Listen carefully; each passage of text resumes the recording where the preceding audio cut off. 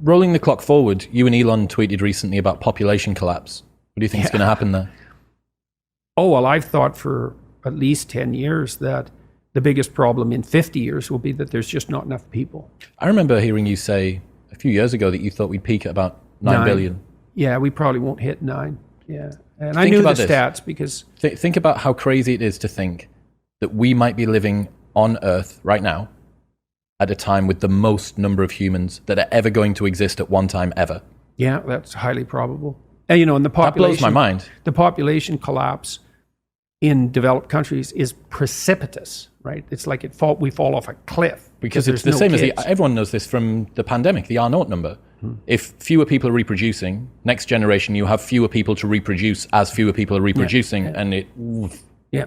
And well, I worked on a UN committee, it's got to be 10 years ago now, to help draft the UN Secretary General's report on sustainable economic development. And so I looked at all sorts of things like that. I was very curious, for example, about, because people have been beating the overpopulation drum since, well, it really kicked in the 1960s, you know, because there were dire predictions. By the year 2000, the Club of Rome came out and said, well, there'll be riots and mass starvation and mass movement of migrants and all the things you hear about climate change because there's too many people on the planet. And that just didn't happen at all. That was just, that it wasn't just wrong, it was anti-true. It was absolutely wrong. What happened instead was that everyone got way richer, and the bottom section of the population in terms of economic distribution got lifted out of poverty. Inequality still exists, but that's that power law phenomenon we already talked about. Not that that's trivial, it's just unbelievably difficult to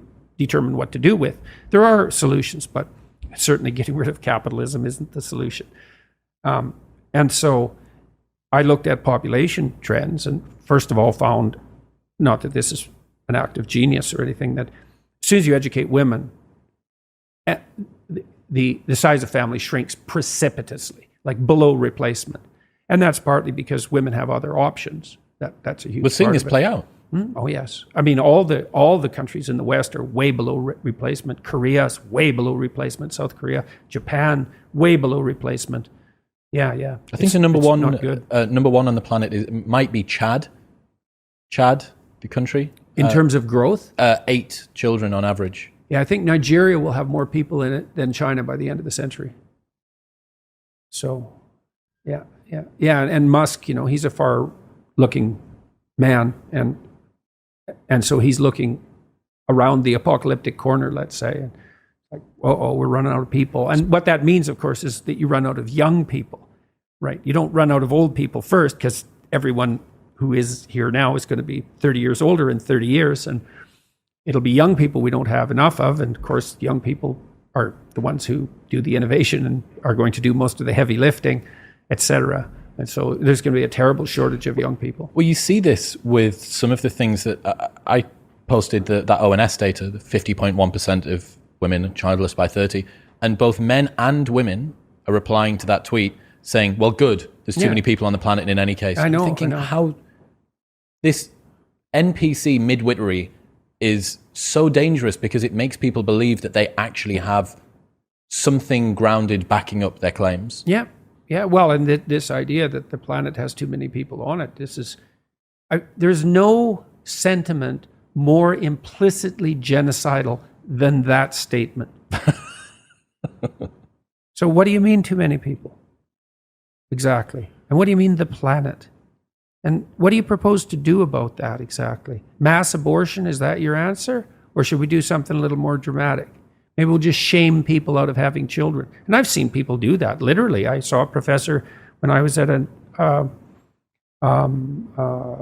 TED, I think it was doesn't matter. It was a number of professors talking to a couple hundred students. And one of the professors, who was an environmentalist activist type, and he got up on stage and shook his finger to the whole young crowd, saying that him and his wife had only decided to have one child, which was, in my opinion, one child too many for him, and told all the young people there, if they had a shred of ethical decency, that they would severely limit their reproductive potential. And I stood up and said, that I thought that was one of the most appalling things I'd ever heard anyone in academia say to young people, which is really saying something, because they say plenty of appalling things. And it was a very uncomfortable moment, and he huffed off the stage. But, in a frenzy, talking about how you couldn't talk about such things without being pilloried on ethical grounds. And yeah, that's for sure. You come out as a emissary of the academic establishment. You tell young people that humanity is so corrupt that they should seriously consider not propagating, because that violates the deepest of ethical norms, and you think that's a good thing and that's your right. And it was just beyond comprehension. It's beyond comprehension, but it's associated with like a deeply rooted existential self-hatred. I mean hatred at the level of humanity is like a virus on the planet, that we're a cancerous growth. Alex Epstein calls this human racism. Right. And it's that. Yeah, well, we're a cancer on the planet, unchecked growth, just like a cancer. It's like, that's us, a cancer. It's okay. We know where your heart is located. Because what's the implications for a doctrine like that? What do you do with a cancer? Cut it out. Yeah, that's for sure. Poison it or whatever. There's nothing you don't do to a cancer. So you're going to use a metaphor like that? There's too many people on the planet. You're going to use a metaphor like that? And then you're going to also decide that you're virtuous while you're using it because you're on the side of the planet, whatever the hell that means. So yeah, it's unbelievable. And a huge part of it's rooted in this existential shame and horror at the condition of being human, and the fact that life is rife with suffering, and a lot of it's unjustified. And it's a Mephistophelian position. So Mephistopheles was laid out, portrayed in Goethe's Faust. That's the story of a man who sold his soul to the devil for knowledge. It's a story of intellectual pride, and Goethe stands in relationship to German literature in the same manner that Shakespeare stands in relationship to English literature. And Goethe's Mephistopheles says straight out twice in the play, once in the first, there's two books, and once in the first book and once in the second. Goethe has him restate it twice. Existence is such a foul thing because of all its suffering, essentially, that it would be better if it was merely annihilated. And that's the Mephistophelian stance. This whole show should just come to a halt. Look at how corrupt people are. Evil reigns everywhere. It's nothing but will to power.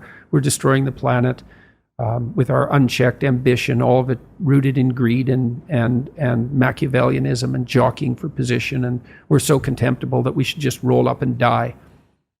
And we should shame women into not having children. And we should shame men so they never manifest any planet-destroying ambition. And it's unbelievably appalling. It goes all the way down to the bottom of things. That's what's tearing our culture apart, this dispute about the nature of existence at the most fundamental level.